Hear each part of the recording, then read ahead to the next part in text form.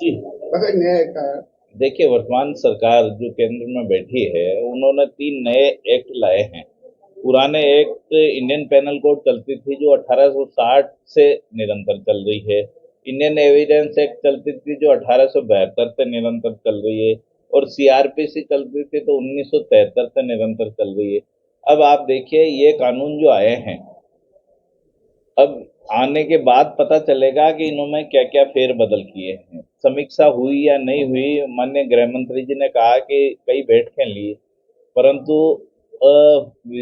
लोकसभा के सांसदों का बहिष्कार या निलंबित करने के बाद बिना डिस्कशन हुए ये एक्ट पारित हुए हैं, जो गलत है। इन पर बड़े स्तर पर डिस्कशन होना चाहिए था। बार काउंसिल के स्तर पर, बार काउंसिल ऑफ इंडिया के स्तर पे, हर एक बारों के स्तर पर डिस्कशन होना चाहिए था।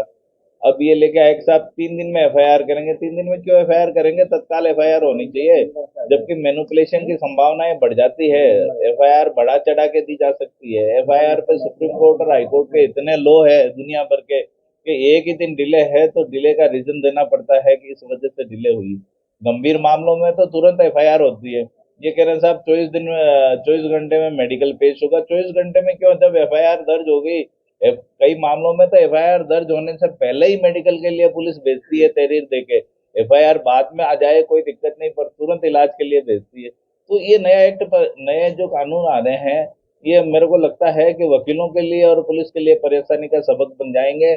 और वर्षों पुरानी 163 साल पुरानी आईपीसी, जो जिसमें कई संशोधन हुए हैं परिस्थितियों के अनुसार, वर्तमान परिप्रेक्ष्य के अनुसार, तो मंथन होने के बाद एक एक 24 कैरेट सोना की तरह इंडियन पेनल कोड हो रखा है। अगर उसमें कोई आपको कमी भी लगती है तो संशोधन ला सकते थे। अब 302 धाराओं को अब पता नहीं कौन सी धाराओं में कन्वर्ट कर दिया, तो हमारे लिए भी परेशानी का सबब बन जाएगी।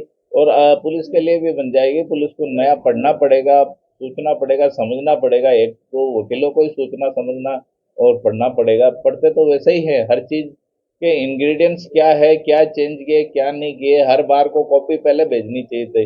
उन्होंने बहुत जल्दबाजी में लोकसभा और राज्यसभा में जो है ये एक्ट पास किए हैं। तो अब जब नए एक्ट आएंगे और उसमें क्या क्या कमियां आती है तो हम लोग देख कर, क्योंकि हम सीधे सीधे वकील समुदाय से जुड़ा हुआ है, तो तत्काल इन्होंने गृह मंत्री जी ने ऐसा किया जो गलत किया है मेरे हिसाब से।